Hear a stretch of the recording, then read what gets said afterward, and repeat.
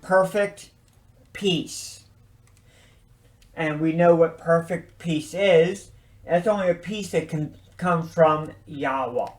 Now, this is actually, believe it or not, a biblical term here. And this comes from the book of Isaiah, chapter 26, verse 3. Thou wilt keep him in perfect peace, whose mind is stayed on thee, because he trusteth in thee. Okay, so we see here, he will keep them in perfect peace. This is the only scripture, and this is the only one in the scriptures that has that term, perfect peace. Okay, now, if we want to look at the Hebrew of this, something very interesting jumps out if you look at the Hebrew. And I'll be honest with you, and I'm not trying to promote them.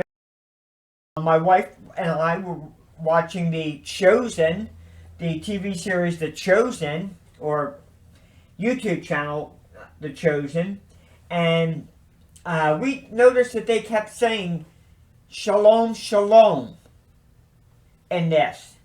And my wife pointed out after the show, and we were talking about it, and we were talking about it, she said, that's actually a term in the scriptures. I was like, it is. And she showed me this scripture, and I knew this scripture, perfect peace, because this is one of my favorite scriptures, but I never noticed something. That word perfect in the Hebrew and the word peace in the Hebrew is the same word. That will keep him in perfect peace. Okay, now, let's look at the Hebrew on that. The Hebrew number is 7965, and the Hebrew word is shalom. And that goes for the word perfect and the word peace. It comes from the Hebrew number 7999, which means safe. That is figuratively well or happy, friendly. Also, abstractly, it means welfare. That is health, prosperity, and peace. So we see this word shalom means a lot. And it means safety, peace, health, welfare, prosperity. And this is what that means in the Hebrew. Now, what's that Hebrew number 7999 mean? That Hebrew number 7999 is shalom. A little bit different, not shalom, but shalom. It's a primitive root. In other words, that's the main definition. It means to be safe in a mind, a body, or a state. Figuratively, it means to be, and causatively make, complete. By implication, to be friendly. By extension, to reciprocate in various applications. So we see this word, shalom, and perfect peace. Okay, now, interestingly, perfect, we know from other scriptures that the word perfect means to be complete, which it says here, complete, but by implication, friendly. Causatively means complete. And that's what other scriptures that use that word in the Old Testament, peace. That's exactly what it means. Interestingly, this scripture here is the only scripture that uses the word perfect with the word shalom.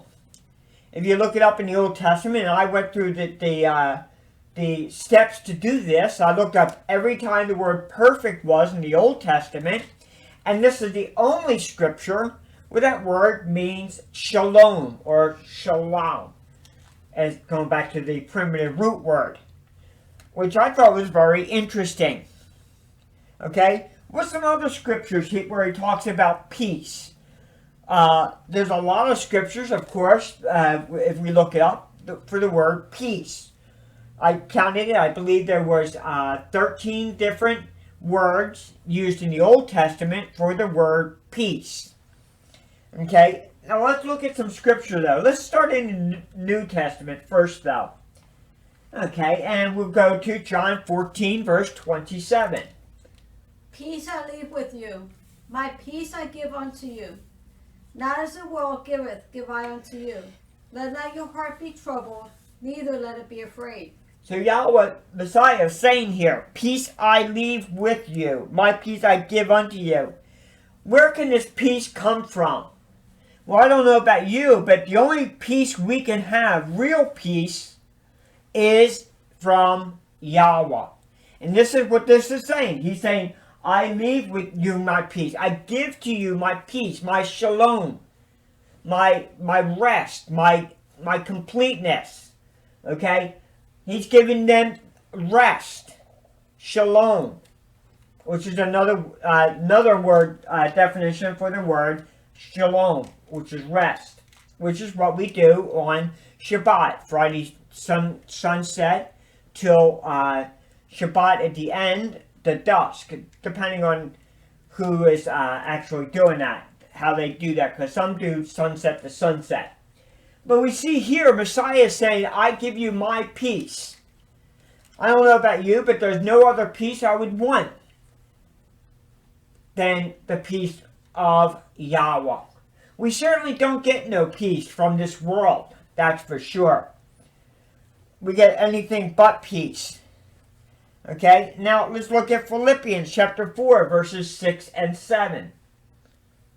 Be careful for nothing, but in everything by prayer and supplication, with thanksgiving. Let your requests be made known unto Elohim, and the peace of Elohim, which passes all understanding, shall keep your hearts and minds through Yahweh Messiah. Okay, so we see here the peace of Elohim passeth all understanding. There's nothing we can't understand as saying the peace of Yahweh.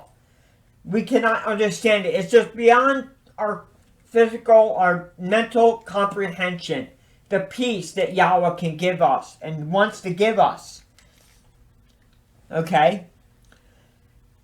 The peace of Elohim shall keep your hearts and your minds through Yahweh Messiah. Okay, let's look at another one here. Colossians chapter 3, verse 15. And let the peace of Elohim rule in your hearts, to the which also you are called in one body, and be ye thankful. Let the peace of Elohim rule in your hearts, to the which you are called in one body, and be ye thankful. So we see here we can have the peace of Yahweh. Yahweh wants us to rule in our hearts. He's speaking to believers here. He wants the peace of Yahweh to rule. In other words, when you have a rule, when someone has rule, they have dominion. They're above everything else. And that's what Yahweh wants his peace to be in us. He wants his peace to be above everything else in our life. Because he wants to give us, and he does give us, peace. Okay, one more scripture, John chapter 16, verse 33. These things have I spoken unto you, that in me ye might have peace. In the world ye shall have tribulation, but be of good cheer, I have overcome the world. Okay, so we see here, in the world we're going to have tribulation. It's not a might, it's not possibly, it's not even a probably. It says you will have tribulation. He said, I have spoken that you might have peace. The things that he spoke to the apostles and to the believers back then and to us today, he wants to give us peace. He understands that we're going to have tribulation in this world. And he said he has a comfort here, a peace here at the end. He says, I have overcome the world. In other words, he's conquered the world. He's conquered the world. He's given us the peace that he wants us to have. But the fruit of the Spirit is love, joy, peace, long-suffering, gentleness, goodness, faith, meekness, temperance. Against such there is no Torah.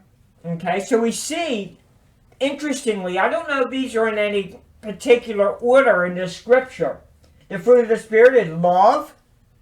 We have to have love. It says to love your enemies, love Yahweh, and love your neighbor. Okay, joy. He wants us to have joy.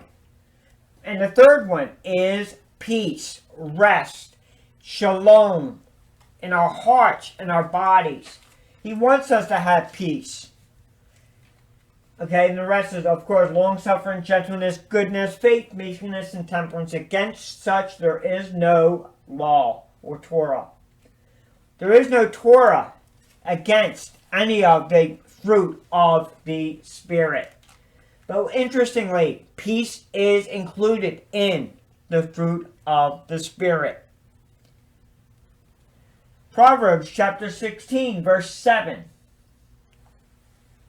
When a man's ways please Yahweh, he maketh even his enemies to be at peace with him. Isn't that interesting? When a man's ways please Yahweh, it's kind of conditional here, that when man's ways please Yahweh, he maketh even his enemies to be at peace with him. That's interesting. We're going to have peace with our enemies when our ways please Yahweh. And of course, that word there, again, the peace is shalom. Okay, and one final scripture we're going to go back to the New Testament, to 1 Peter chapter 3, verse 11. Let him eschew evil and do good. Let him seek peace and ensue it. Okay, we see here to seek peace. We shouldn't be, as believers, if we're a believer, we shouldn't be out there trying to seek vengeance or seek revenge or seek a fight or anything. The scriptures are plain. It says to seek peace. Seek shalom. We're to seek peace. That shalom, that peace of Yahweh. And the peace of Yahweh also, in that we should have peace with ourselves in the scriptures, according to scripture. We should be at peace with ourselves at that we're right. If we're right with Yahweh, we should have peace in our heart. So we see tonight that the word peace, we started off with Shalom Shalom. And I'm going to try to get into the habit, Yahweh will be my helper, when it's not Shabbat, to say, instead of Shalom to people, to believers, to say Shalom Shalom. Because just like Yahweh, we should want them to have not only peace, but perfect peace. And not only that, perfect peace can only come from Yahweh. So we want them to have perfect peace.